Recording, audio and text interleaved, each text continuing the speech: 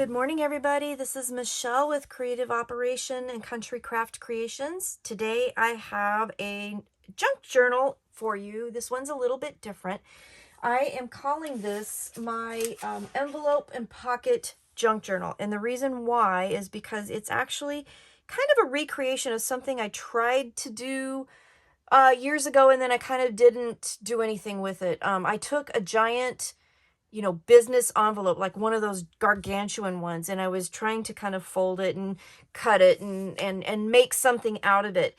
And then I kind of put it away and then found it the other day. And I thought, you know what? I'm going to continue with this idea. I'm going to figure it out and I'm going to make like a junk journal out of it. So I used some leftover pieces from my Love Letters collection by Country Craft Creations and made this pretty little journal. So I'm going to just show you real quickly today how I put the base of it together, and then the decoration and stuff, you can go to town with it, and it would be really a cute little, really cute junk journal to give. And I hesitate to call it a junk journal because the papers are so gorgeous. Maybe I should just call it a journal. Because I don't know. I just have a hard time with how beautiful these papers are, calling it, a junk journal when I use them. But be that as it may, let's continue on. So again, this is the Love Letters collection exclusively by Country Craft Creations, and it's absolutely a gorgeous paper collection. I have had so much fun playing with it. It's just gorgeous, and it's so romantic and vintage, and it's just cute. So I used seam binding from Country Craft Creations. This is beige, I believe. Sorry about that. But I used the seam binding for the closure. I also used it as part of the decoration on the spine here. And then I used it in the tag, which is on the front cover. I backed the tag on some of the pattern paper.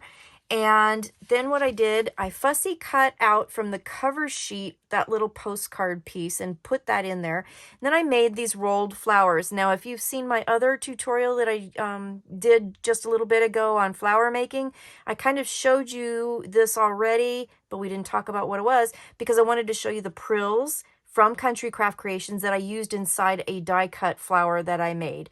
So this die cut flower and the rolled flowers I made by hand, and then these two were from my stash.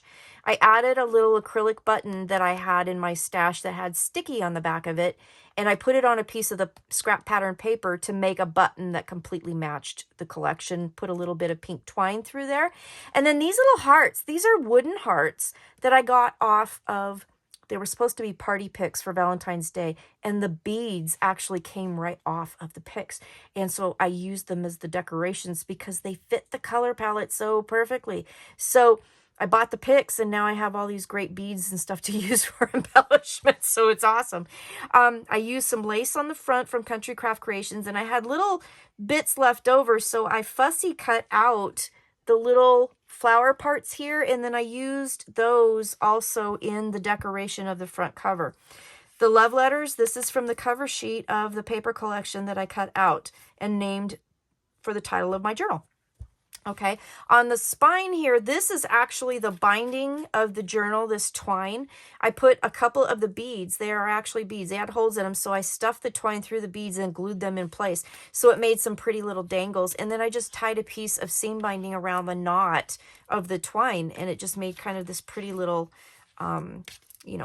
spine piece. Left the back plain, excuse me, and then we have a tie closure here. So let's open this up and find out what this looks like on the inside. So if you look at this album, so my original creation was this whole base was a giant envelope, and I was trying to figure out how to do something with it. Now, I did make this base out of cardstock, out of craft cardstock, and I'm going to show you how to do that today. Then I added some pockets here, and then I made just a very, very simple journal for the inside using a couple pieces of the pattern paper and then adding some copy paper. And I didn't ink it. I didn't distress it. I kept it really, really simple. I used scraps to make pockets to put more ephemera in. And I love how it turned out. This is an envelope that I had created from some other project that I thought just matched the collection, so I just paper clipped that in here. Again, I use strips to make pockets to put ephemera in. Really super simple. This is just a little piece that I just corner punched and created a little card. And then on the pockets here, so I added ephemera. I went through my stash. I have ridiculous amounts of ephemera, and I just picked some out that I thought matched. So these come from a variety of different places. I've had some of these for years and years and years. But the purpose of the bigger ephemera in this bigger pocket is to hold this flap shut. So you have like a secret pocket back here. And in the secret pocket, I just added one piece of this beautiful old paper. And so you have a piece, you know, a place for like secret journaling. You can keep love letters in there, whatever you want to do. And then the pieces here, like there's postcard cutouts, just all this different stuff that I had in my stash that I thought completely matched this collection, and that helps hold that shut. So you have lots of ephemera here, you have lots of ephemera here, so I have some little ones here, this cute little file folder. I mean, seriously, you could write a secret little note and tuck it into that little pocket. We have, you know, ephemera here. So go through your stash, create your own ephemera. You can totally create your own.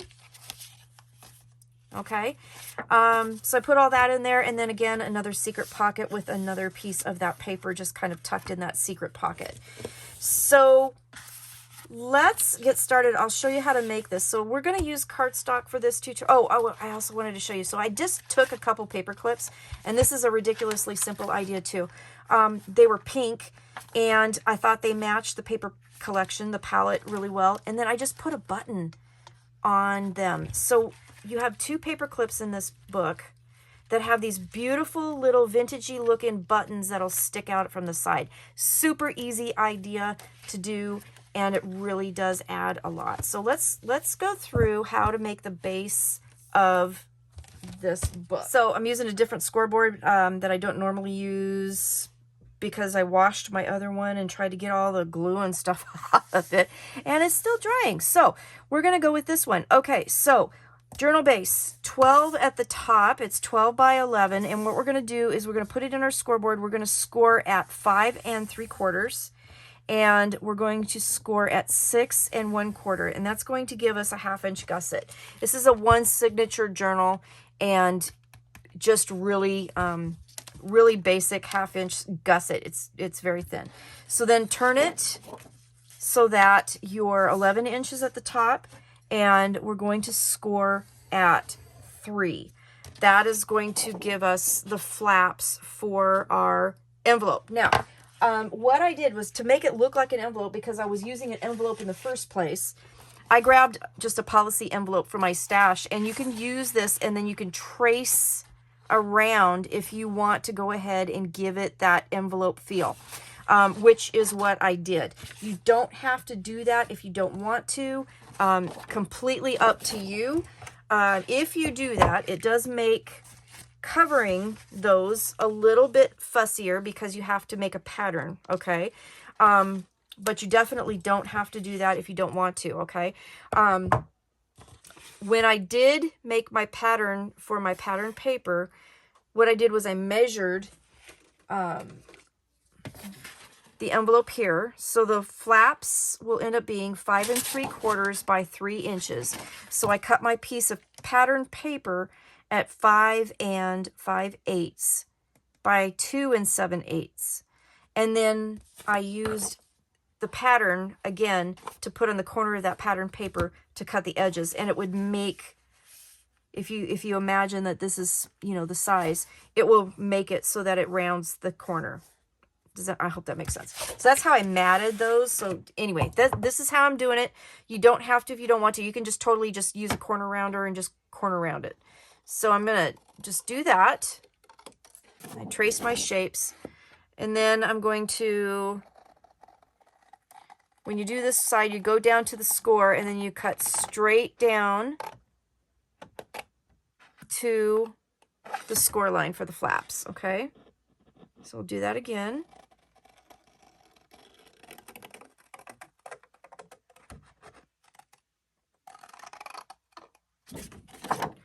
And then I'm just going to cut that flap off. Okay, right at the score, okay? Or not the flap, but I'll cut that centerpiece out. Okay, and then do the other side. So I've traced my envelope flap shape. And then we have our piece. So let me get this out of the way for just a second. And then you're going to want to just fold and burnish your score lines. Once we get the pockets on the inside stuff, this is actually a very sturdy project. I did not use like double matting with the pattern paper because, as I said, once we get the pockets on the inside, this thing is pretty sturdy. Okay, so that's the flap for kind of our secret pocket to the back.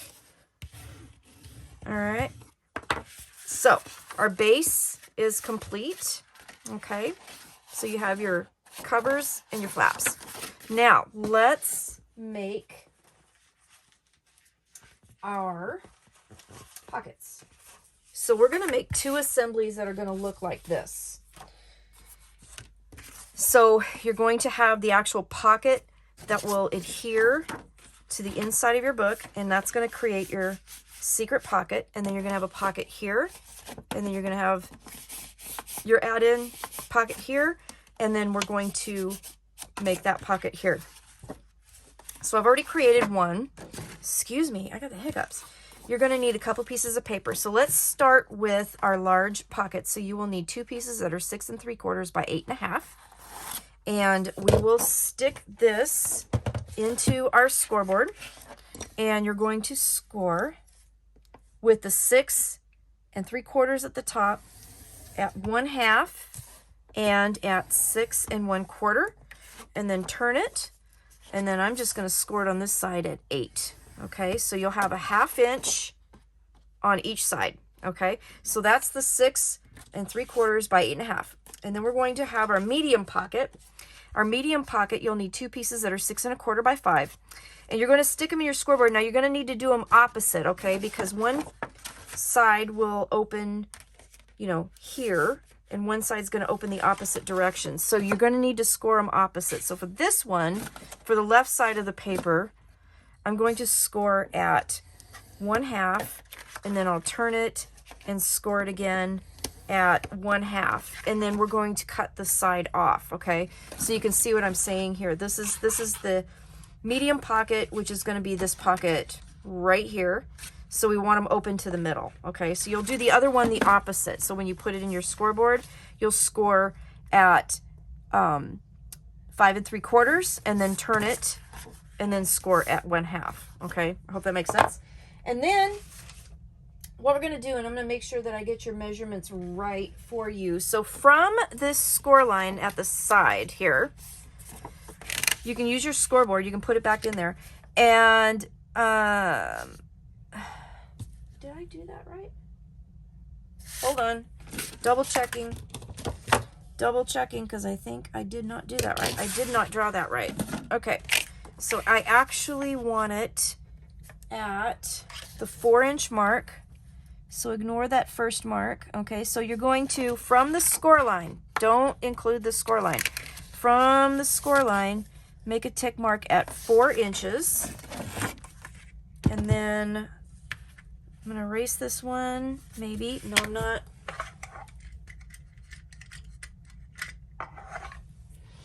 Use this eraser. This one's much better.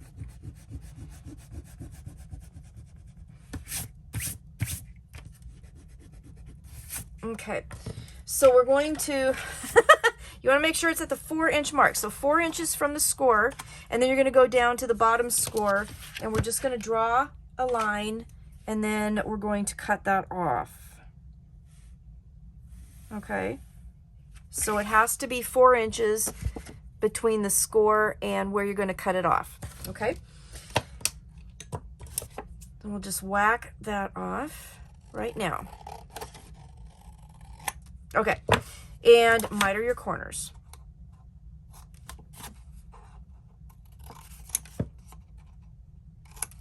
Okay,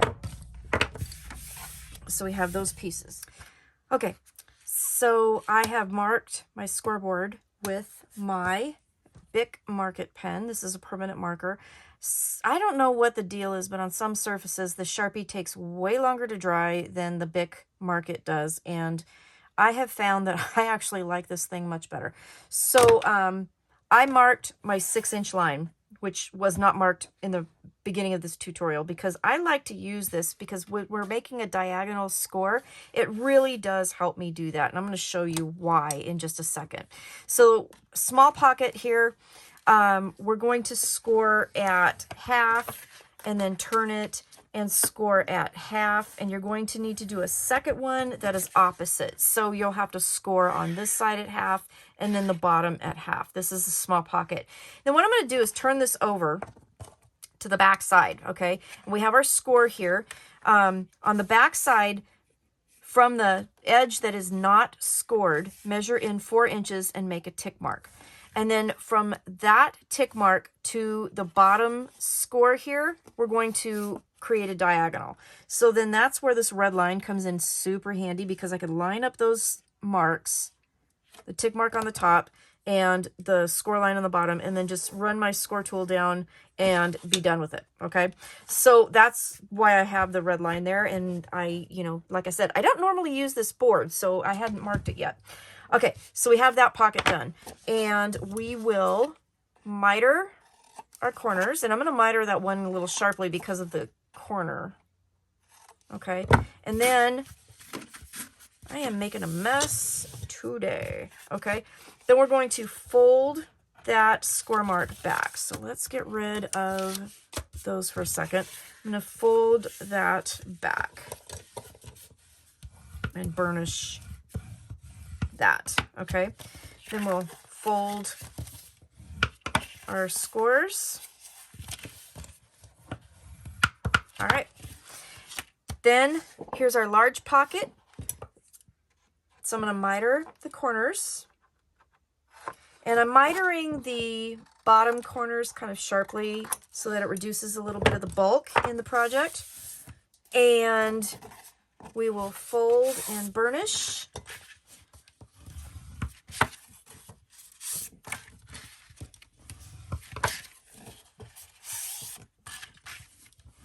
Okay, and then the next thing we're going to do is we're going to punch a notch in our pocket. Now, I used my envelope punch here for this, and you have, sorry, that was pretty noisy.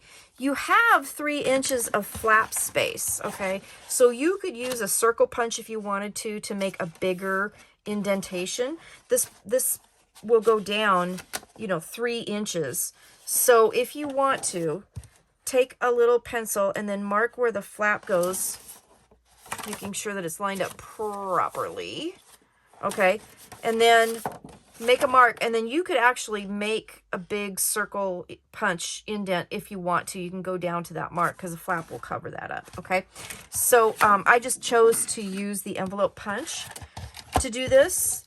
And my pocket, if you fold in the scores, the midpoint from the middle is about 2 7/8. So I'm going to put it in my punch board, and I'm going to line it up to 2 7/8. That should be the center, and punch that notch.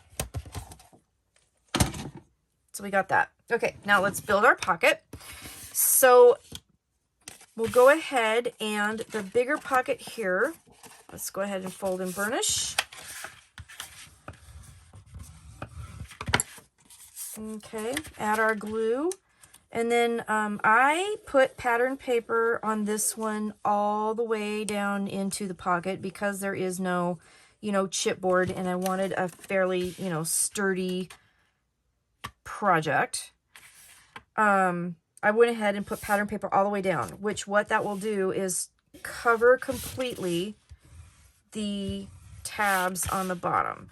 If you do not want to put pattern paper all the way down into that pocket, then, well, you kind of have to on this one. Sorry.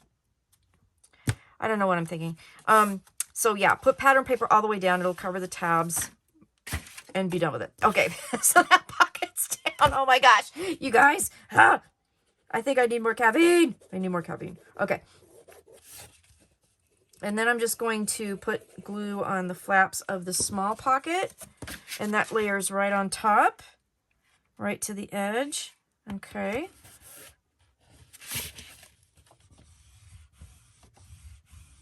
Make sure that glues down.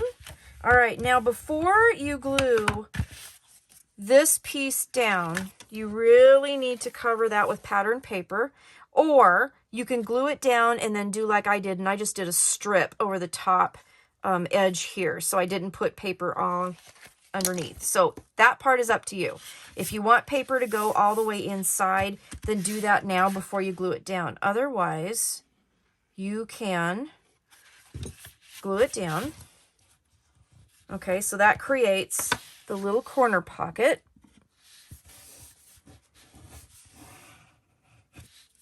Right here. And then you can just put pattern paper on this rectangle right there. Okay, so then it's just a matter of adding these to the book. So these basically just get glued down to the base of our book. And that's all there is to this envelope pocketed journal, whatever we're going to call it.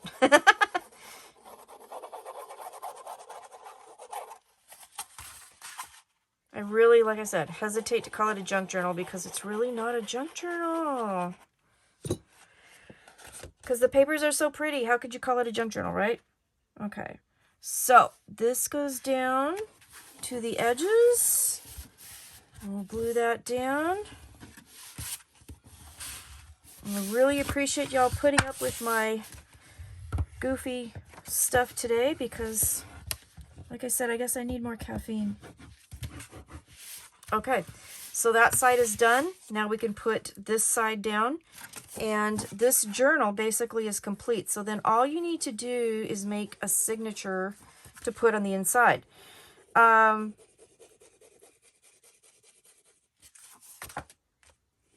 I'll give you the dimensions. I didn't get the papers and stuff ready for that, but I can give you the dimensions. Maybe I will real quick do that. Okay, talking to myself, thinking out loud, Okay, I'm gluing that side down, and then we'll just fold our little flaps over and kind of reburnish everything. Because it's a hidden pocket, there is no gusset on the flaps because it just goes right over that hidden pocket. Then we have our place where our ephemera can go in here. Hold that flap down. We've got a pocket here, and then we've got a pocket here. Okay, so then next comes the journal. Now the journal is like super simple. It's one signature, and I used 2 pieces of patterned paper. And then I just put some copy paper in between. You can use any kind of paper you want. But I used, what was it, 4 pieces of copy paper in between. So it has quite a bit. And then you have the beautiful pattern papers in between to put stuff on as well. So the measurement for the pattern paper is 2 at 11 by 7 3/4, and then on the 11-inch side, you'll put the 11-inch side in here, and you'll score it down at 5 1/2. That's halfway. And then the copy paper, grab 4 or 5 of them. They measure 10 3/4 by 7 5/8. So they're a little bit smaller than the patterned paper, and they're not, you know, I didn't trim the edges too much because I wanted it to kind of, you know, just stay kind of natural.